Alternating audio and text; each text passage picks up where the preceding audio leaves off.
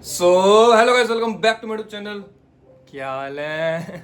So guys, hope करता हूँ सबके हाल बहुत ही बढ़िया होंगे। सारे सारे अपने घर पर आराम से बैठे हुए और मौज मार रहे होंगे।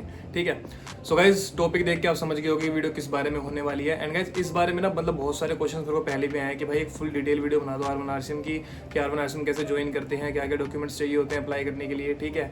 एलिजिबिलिटी क्या है, एक्सपीरियंस हो या फिर फ्रेशर्स को भी ले लेते हैं, ग्रेजुएट्स को लेते हैं, अंडर ग्रेजुएट्स को नहीं लेते हैं। पहले मैंने काफ़ी वीडियोस डाल रखी हैं, आप जाके देख सकते हो, लिंक इन डिस्क्रिप्शन है। एंड एक प्लेलिस्ट है R1 RCM के नाम से कि how to get job in R1 RCM। उसमें मैंने सारे अलग अलग पार्ट्स बना रखे हैं वीडियो, क्योंकि अलग अलग क्वेश्चंस होते हैं, तो अलग अलग क्वेश्चंस के हिसाब से अलग अलग टॉपिक पे अलग अलग वीडियोस जो है मैंने बना रखी है। ठीक है। बट मैंने सोचा कि एक वीडियो फिर से बनाता हूँ, क्योंकि बहुत लोगों को फिर भी कन्फ्यूजन है, फिर भी उनके कुछ क्वेश्चंस हैं। तो ये वीडियो भाई पूरी R1 RCM के बारे में होने वाली है, फुल डिटेल वीडियो होने वाली है, कि इसके अंदर आपको सब पता लग जाएगा कि भाई इंटरव्यू कहाँ देने जाना है, और क्या क्वालिफिकेशन होनी चाहिए, क्या एक्सपीरियंस होना चाहिए, किस बारे में काम होने वाला है, क्या फैसिलिटी है या नहीं है, और PF कटता है कि नहीं कटता है। तो सारी चीज़ों के बारे में बात करेंगे करके। ठीक है। तो वीडियो को स्किप मत करना बिल्कुल भी, वीडियो को एंड तक देखना। और जो ये पुराने हैं फटाफट से वीडियो को लाइक कर दो, जो नए हैं फटाफट से चैनल को सब्सक्राइब कर दो। ठीक है। तो स्टार्ट करते हैं, लेट्स गो। सो गाइस, सबसे पहले हम बात करेंगे कि R1 RCM क्या है। तो आप सबने बहुत सुना होगा R1 RCM कंपनी के बारे में। ठीक है। ऐसी बहुत सारी कंपनीज है, कंसेंट्रिक्स है, अपना एक्सेंचर है, जेनपेक है, बहुत सारी है, कॉग्निजेंट हो गया, पैसिफिक हो गई, अपना कोरो हेल्थ हो गई। तो बहुत सारी कंपनी है, उनमें से एक कंपनी R1 RCM भी है। ठीक है। और R1 RCM गाइस, आपको मैं बता दूं, बहुत लोग कंफ्यूज रहते हैं कि ये BPO है क्या है। तो गाइस, ये BPO नहीं है, R1 RCM इज KPO। ठीक है। KPO की फुल फॉर्म होती है नॉलेज प्रोसेस आउटसोर्सिंग। ठीक है। और R1 RCM जो है गाइस, वो हेल्थ केयर सेक्टर के लिए काम करती है, लाइक RCM, R1 RCM की फुल फॉर्म होती है रेवेन्यू साइकिल मैनेजमेंट। तो ऐसी हेल्थ सेक्टर के लिए काम करती है। ठीक है। ऐसी और भी कंपनीज होती है, पैसिफिक हो गई, लाइक कोरो हेल्थ हो गई, सविस्ता हो गई। तो ये सारी कंपनी जो है गाइस, ये हेल्थ केयर सेक्टर के लिए काम करती है। एंड जो BPO होता है, BPO बेसिकली होता है कि एक आउटसोर्स कंपनी होती है वो। ठीक है। जैसे अपना अमेजोन हो गया, फ्लिपकार्ट हो गया, उनके लिए जो कंपनीज काम करती है ना, वो BPO होती है।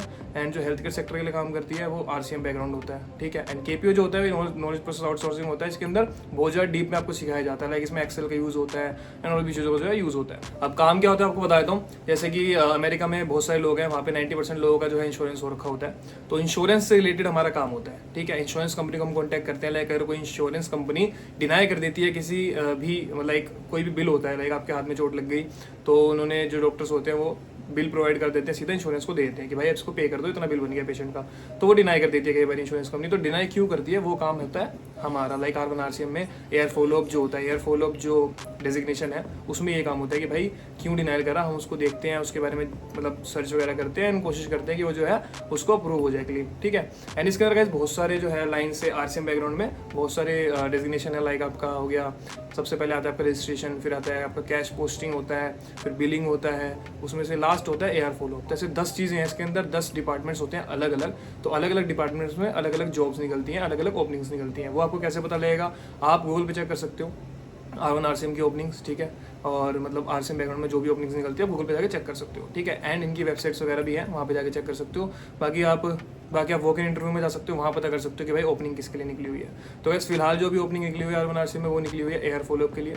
ठीक है। एंड FCC के लिए। FCC जो होता है वो होता है फाइनेंशियल क्लियरेंस सेंटर। ठीक है। तो ये सारी चीज़ें होती हैं, तो वो तो आपको डीप में बताया ही जाएगा जब आप जाओगे ऑफिस के अंदर, आपको काम करवाया जाएगा, आपको ट्रेनिंग मिलेगी। ठीक है। तो ट्रेनिंग में आपको हर चीज़ आपको डिटेल में बताई जाएगी। तो बेसिकली यही काम होता है R1 RCM का, कि जो है हेल्थ केयर सेक्टर को सर्विस प्रोवाइड करानी होती है। अब इसको ज्वाइन कैसे करते हैं, क्या इसकी एलिजिबिलिटी होने वाली है। तो क्या इसकी एलिजिबिलिटी जो होती है वो सिंपल सी ये है कि आपको ग्रेजुएट होना चाहिए। ठीक है। आप ग्रेजुएट होनी चाहिए अगर आप फ्रेशर हैं। ठीक है। जब फ्रेशर की हायरिंग निकलती है तो उस टाइम पे आपको ग्रेजुएट होना ज़रूरी है, तभी आप अप्लाई कर सकते हैं। ठीक है।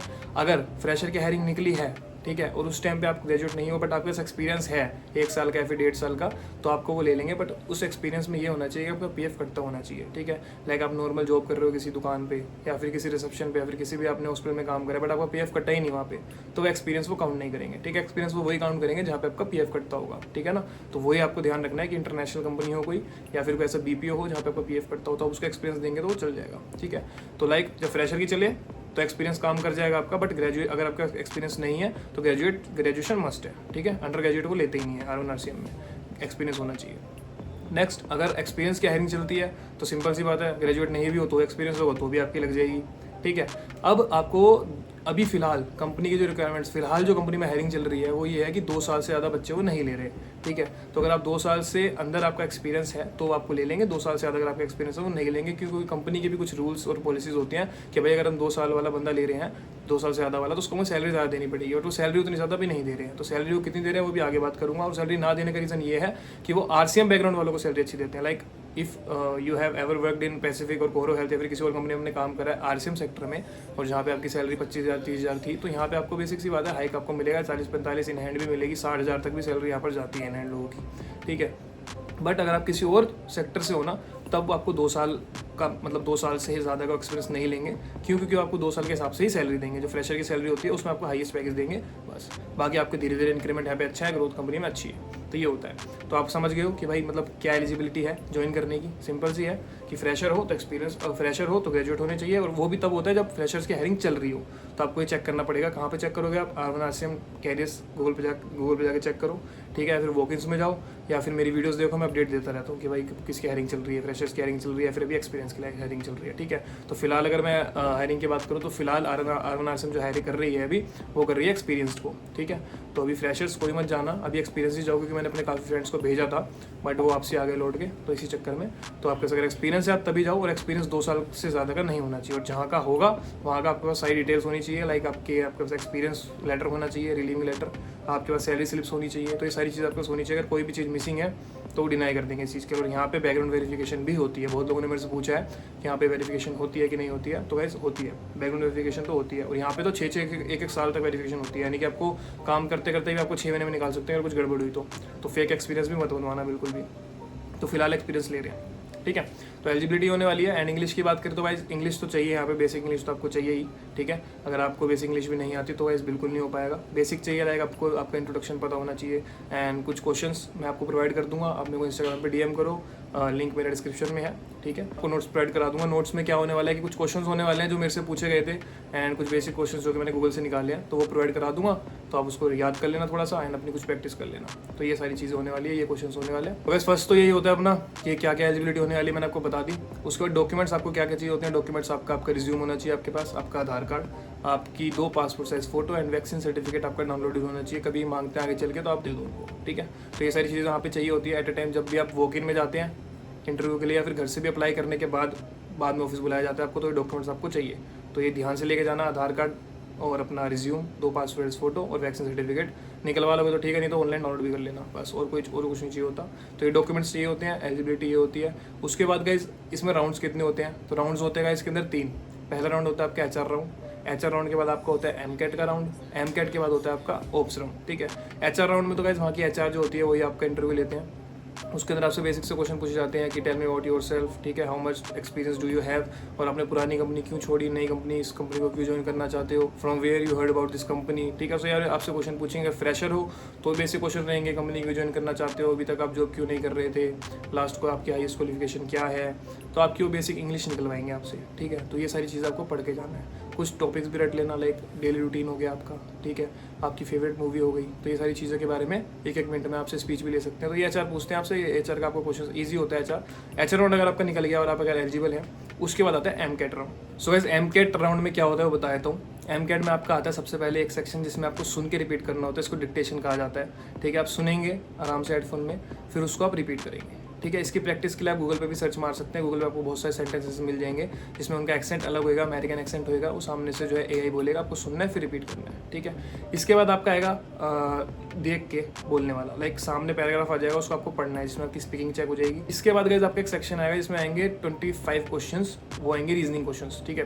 लाइक 1 चांद 2 रुपये का 3 चांद कितने के होगा, ये मैंने काफ़ी वीडियोस में बोला भी है ये वाले क्वेश्चन, जिससे पहले मैंने वीडियोस बनाई है। तो वही है रीजनिंग क्वेश्चन, यही होता है कि भाई 1 चांद 2 रुपये का 3 चांद 6 के हो गए, ठीक है। तो इसके 4 ऑप्शन आपको मिलेंगे हर क्वेश्चन के बाद, तो आपको वही है चूज करना है एक राइट आंसर, ठीक है। तो 25 क्वेश्चन होंगे, इजी भी होंगे, और एक आधा क्वेश्चन थोड़ा सा घुमा देते हैं जिसमें ज़्यादा टाइम लग जाता है। टाइम का भी ध्यान रखना है क्योंकि टाइम होता है उसके अंदर। तो 25 क्वेश्चन आप कर देंगे, ठीक है। उसके बाद आपका आएगा गाइस पैराग्राफ, जिसको आपको देख के लिखना पड़ेगा, जिसमें आपकी टाइपिंग स्पीड चेक करी जाएगी। टाइपिंग स्पीड आपकी कम से कम होनी चाहिए 25 WPM, तभी आप इसको क्लियर कर पाएंगे, जो मैंने एनालाइज करा है। तो बाकी जिनका एक्सपीरियंस है वो तो फटाफट लिख भी देंगे, जिनको नहीं है वो प्रैक्टिस करें, प्रैक्टिस करने के बाद ही जाओ, क्योंकि अगर इसमें कैंसिल हो गया तो फिर आपको दोबारा से MCAT बाद में होता है, इसमें क्यों आपको टाइम वेस्ट करना है अपना। तो पहले प्रैक्टिस कर लो इसकी, ठीक है, उसके बाद ही आप MCAT दो। तो जब आप ये कर देंगे आपको 3 मिनट का टाइम मिलेगा एक पैराग्राफ लिखने के लिए। फिर एक और छोटा आपको पैराग्राफ लिखने के लिए मिलेगा, उसका टाइम होगा कुछ 1 मिनट, ठीक है। तो आपको वो पैराग्राफ 1 मिनट में देख के लिखना होगा, सेम टू सेम यही है। तो ये सारा जब हो जाता है, आपकी तीनों चीज़ें आपकी क्लियर कर लेते हैं आप, एमकेट भी आपको क्लियर होता है, फिर लास्ट में होता है ओप्स राउंड। और गाइस जो ओप्स राउंड होता है वो होता है same to same as HR round, ठीक है। जो एचआर राउंड में पूछा जाता है वही आपसे ओप्स में पूछा जाता है, बट ओप्स में जो होता है थोड़ा सा हार्ड होता है, क्योंकि आपसे ज़्यादा डिटेल में पूछते हैं कि अच्छा why you want to join this company, what do you know by R1 RCM, ठीक है, from where you heard about this company, ठीक है, एंड आप क्या जानते हैं AR फॉलोअप के बारे में, या फिर किसी और प्रोसेस के बारे में। अगर किसी और प्रोसेस में आप जॉब ले रहे होंगे, या अगर किसी और डिपार्टमेंट में आपकी जॉब लग रही होगी, तो वो पूछेंगे what do you know by cash posting, what do you know by billing department, ठीक है। तो ये सारी चीज़ें आपको पढ़ के जानी पड़ेंगी जिस भी डिपार्टमेंट में आपकी जॉब लग रही होगी, ठीक है। तो सब पढ़ लेना, एंड इसके बारे में पूछेंगे कंपनी क्या करती है क्या नहीं करती है, ज्वाइन क्यों करना चाहते हो, प्रीवियस कंपनी क्यों छोड़ी, अपना इंट्रोडक्शन दे दो। तो ये सारी चीज़ आपको इंग्लिश में रट के जानी है, ठीक है। ओप्स राउंड क्लियर होते ही आपका सब कुछ डन हो जाता है, कुछ दिनों में आपका ऑफर लेटर आ जाता है, एंड उसके बाद आप ऑनबोर्डिंग कर सकते हैं, ठीक है, आपकी जॉब लग जाएगी। तो वैसे ये जो है इसकी एलिजिबिलिटी एंड अप्लाई करने का तरीका, क्या क्वेश्चन है, क्या इंटरव्यू में पूछा जाएगा, तो ये सारी चीज़ें होती हैं। तो ये होप करता हूँ आपको समझ में आ गया होगा। एंड गाइस जब आपकी जॉब लग जाती है उसके बाद क्या क्या फैसिलिटीज़ जो है कंपनी आपको देती है एंड क्या सैलरी देती है वो आपको बता देता हूँ। तो वैसे जैसी आपकी जॉब लग जाएगी, ठीक है, तो वैसे इसके अंदर शिफ्ट्स की बात करेगा तो इसके अंदर वैसे 2 से 3 शिफ्ट्स हैं, ठीक है। ज़्यादातर जो इसमें शिफ्ट होती है वो होती है रात को 6 बजे से लेकर 3 बजे तक, यानी कि 9 घंटे की शिफ्ट होती है। इसमें 1 घंटा आपका ब्रेक होता है एंड बाकी टाइम आपको प्रोडक्शन देना होता है, ठीक है। तो ब्रेक से ज़्यादा आपको थोड़ा सा ब्रेक और मिल जाता है, वो आपका अंदर जब पता जाओगे तो आपको पता लग जाएगा कि आपके प्रोसेस में कितने घंटे देने हैं। पीटोस भी आपको मैच करना होता है, सिस्टम पे बैठना होता है, एंड लॉगिन आवर्स जो है वहाँ पे दिखाने पड़ते हैं। तो ये होता है, बट 9 घंटे की शिफ्ट है, 8 घंटे का प्रोडक्शन, 1 घंटे का ब्रेक, ठीक है। 6 से 3 की शिफ्ट होती है एक रात में, एक होती है सुबह दोपहर, यानी कि दोपहर से 3 बजे से लेकर रात को 12 बजे तक, ठीक है, एक शिफ्ट ये होती है। एक होती है सुबह मॉर्निंग 8:30 से लेके शाम को 5 बजे तक, तो ये शिफ्ट होती है। तो ये सारी अलग अलग शिफ्ट है, वो आप डिपेंड करता है कौन से प्रोसेस में जा रहे हैं, कहाँ रिक्वायरमेंट है, तो उस हिसाब से आपको जो है शिफ्ट्स मिलती हैं। आप प्रेफरेंस दे सकते हैं जब आपका राउंड होगा या फिर आपका जब इंटरव्यू होगा, बट अगर आप हल्का से प्रेफरेंस बताएंगे तो वो निकाल देंगे आपको, ठीक है।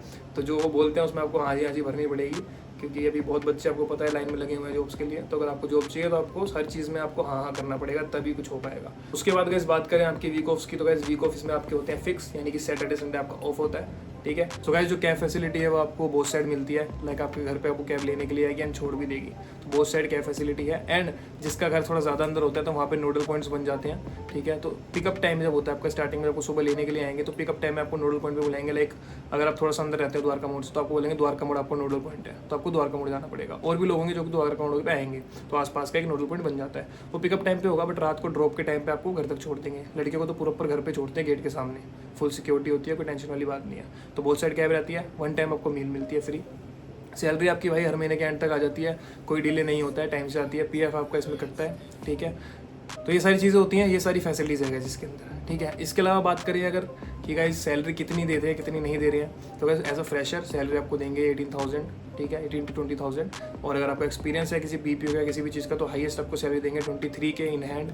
इंसेंटिव अलग होते हैं, इंसेंटिव डिपेंड करता है आपके प्रोसेस टू प्रोसेस, ठीक है।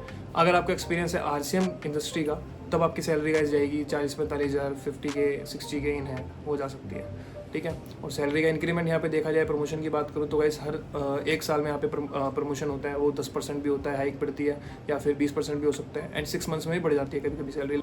और OT की बात करें तो गाइस OT होता है लाइक सुबह अगर मेरी शाम की शिफ्ट है 6 से 3 की, तो 3 के बाद 3 से 6 तक 3 घंटे में वो काम करना पड़ेगा। 3 घंटे का मेरे को पे आउट मिलेगा 300 रुपये, वो आपकी सैलरी के हिसाब से मिलता है, पर डे के हिसाब से कुछ आपका अमाउंट होता है 300 रुपये। तो OT ज़्यादातर लोग नहीं करते हैं, बट जिनको नीड होती है वो करते हैं। लाइक मैंने 1-2 बारी करा है OT, ठीक है। तो आपकी अब मर्जी है, आपकी खुद की आपकी ज़रूरत के हिसाब से आप कर सकते हैं, ठीक है। एंड इसके अलावा आप लीव की बात करें तो गाइस लीव्स आपकी महीने की 2.5 होती हैं, आपके वीक ऑफ्स को हटाकर अलग से 2.5 जो आपके अकाउंट में ऐड होती हैं। आपको जब ज़रूरत होती है तो अपने मैनेजर से बात करके आप पहले से प्री प्लान करके छुट्टी ले सकते हैं। तो गाइस अब बात करते हैं कि अगर वॉक इन इंटरव्यू के लिए जाना है तो आप कहाँ पे जा सकते हैं। गाइस अगर आपको गुड़गांव में जॉब चाहिए, लाइक गुड़गांव सेक्टर 21 में, या फिर गुड़गांव की टिकरी में चाहिए सेक्टर 148 कैंडोर में टेक स्पेस में, तो वहाँ के लिए अगर आपको जॉब चाहिए तो गाइस आपको जाना पड़ेगा टिकरी के हेड ऑफिस है, वहीं पे इंटरव्यूज़ होते हैं। इंटरव्यू स्टार्ट होता है 1 बजे, ठीक है। आप मैक्सिमम 3 बजे तक वहाँ जा सकते हैं। 3 बजे के बाद जाओगे तो आपको HR मना कर देंगे, क्योंकि भाई जो बच्चे आ चुके होते हैं 1 से 3 के बीच में, फिर वो उन्हीं के डॉक्यूमेंट्स वगैरह लेके उनको आगे प्रोसेस करते हैं, तो उसमें टाइम लगता है, ठीक है। तो एक तो ये हो गया गुड़गांव के लिए अगर आपको जॉब चाहिए। इसके अलावा अगर आप नोएडा की साइड रहते हैं, लाइक गाजियाबाद रहते हैं, कहीं और दूर रहते हैं, तो वहाँ के लिए उस हिसाब से आपको जाना चाहिए नोएडा, ठीक है। तो आपको नोएडा कहाँ पड़ेगा गाइस, नोएडा सेक्टर 135, ठीक है। नियर बाय मेट्रो स्टेशन जो है वो है नोएडा सेक्टर 142, वहाँ से उतर के 5 मिनट का रास्ता है 135 का, candour tax space, candour tax space 135, वहाँ पे आपको जाना है। ठीक है, वहाँ पे आपका 3rd टावर है 6th फ्लोर, वहाँ पे इंटरव्यू होते हैं, वहाँ की भी टाइमिंग सेम रहेगी। डॉक्यूमेंट्स आपको बता चुका हूँ। ठीक है, एंड टिकरी में गाइस जो टावर होने वाला है टावर 1, ठीक है, टावर 1 में 2nd फ्लोर रिसेप्शन, वहाँ पे आपका जो है इंटरव्यू होते हैं। तो सेम सब कुछ रहने वाला है, खाना आपको फ्री मिलने वाला है, बोथ साइड आपको कैब मिलने वाली है, सैलरी मैं आपको बता चुका हूँ। ठीक है, एंड गाइस जो भी लोग आईटी बैकग्राउंड से है ना, जिनको आईटी में चाहिए, लाइक जिन्होंने बीसी या बीटेक करा हुआ है, उनको ये लोग अभी नहीं लेते हैं, हायर नहीं करते हैं। उसका रीज़न ये है क्योंकि भाई कुछ टाइम बाद वो बीसीए बीटेक वाले छोड़ के अपनी फील्ड में चले जाते हैं। ठीक है ना, तो उनको अगर जॉब चाहिए तो वो आईटी में कर सकते हैं इसी फील्ड में इनकी। तो आपको उसके लिए वॉक इन में जाना पड़ेगा, वहाँ पता करना पड़ेगा कि भाई मेरे को इतना एक्सपीरियंस है या फिर मैंने बीटेक करा हुआ तो मेरे को जॉब चाहिए। क्योंकि आईटी में अगर आपको लेंगे तो उसके लिए भी 6 मंथ्स या फिर 10 मंथ्स के या फिर 12 महीने की वो मांगते हैं, वो इंटर्नशिप अगर आपने करी हुई है। अगर इंटर्नशिप नहीं करी हुई तो भी कोई इशू नहीं है, बट वो उनकी रिक्वायरमेंट्स है कि उनको चाहिए कि नहीं, तो उसके लिए आप वॉक इन में जा सकते हो। एड्रेस मैं आपको बता चुका हूँ, एड्रेस मैं डिस्क्रिप्शन में भी डाल दूंगा, तो वहाँ से जाके आप देख के जा सकते हो। मैटर आपको मैंने बता दिया नोएडा की। एंड टिकरी की जो है वो है आपका millennium city centre. Millennium city centre से आप उतरोगे, वहाँ से आप रैपिडो करोगे, वहाँ से 5 मिनट का रास्ता है, वहाँ से 50 रुपये लेगा रैपिडो वाला, वो छोड़ देगा। बाकी अगर आपको डिटेल में वीडियो देखनी है तो मैं और भी वीडियोज़ मैंने डाली हुई है, like walk in interview in Gurgaon R1 RCM and walk in interview in Noida R1 RCM, तो उन सब की वीडियो मैंने अलग अलग से डाली हुई है। एंड किसी भी टॉपिक में डिटेल में आपको जाना है तो उसके लिए मैंने अलग से डिटेल में डाल रखी है वीडियोस। आपको कुछ नहीं करना है, प्लेलिस्ट में जाना है R1 RCM की, वहाँ जाके आप वीडियोस देख सकते हो। ठीक है, तो गाइस मेरे को लगता है मैंने यहाँ तक सारे जो है टॉपिक्स कवर कर दिए हैं, कुछ भी बचा नहीं है। लेकिन फिर भी अगर आपको लगता है कि कुछ बच गया तो कमेंट्स ऑन है, वहाँ पे जाके कमेंट्स करो। एंड उसके बाद मैं आपको वीकेंड्स पे रिप्लाई करूँगा, क्योंकि भाई मंडे टू फ्राइडे अपना ऑफिस होता है, सैटरडे संडे अपने पे टाइम होता है, तो उसी टाइम हम रिप्लाई कर सकते हैं। ठीक है, इसके अलावा गाइस मेरा एक और चैनल है यशाद म्यूजिक के नाम से, उस पर जाके सब्सक्राइब करो एंड उस पर भी 1K करवाओ। इस पर जैसे आप प्यार दे रहे हो मेरे को, वैसे वहाँ पे ही प्यार दो। एंड यहाँ पे फटाफट से 10K करवा दो, जितना ज़्यादा हो सकता है। शेयर करो वीडियो को, लाइक करो, कमेंट करो, ऐसे प्यार बनाए रखो। एंड फ्यूचर में और वीडियोज़ भी आने वाली है, और भी इन नॉलेजेबल वीडियोज़ आएंगे, एंड व्लॉग्स भी मैं डालता हूँ। तो जाके मेरी पूरी पुरानी वीडियोज़ देखो एंड व्लॉग्स देखो, एंजॉय करो एंड ऐसी प्यार दो। इंस्टाग्राम पे मेरे से कनेक्ट हो जाओ, वहाँ पे थोड़ा वार्तालाप करते हैं, तो वहाँ पे ही वीकेंड्स में मैं रिप्लाई करता हूँ सबको।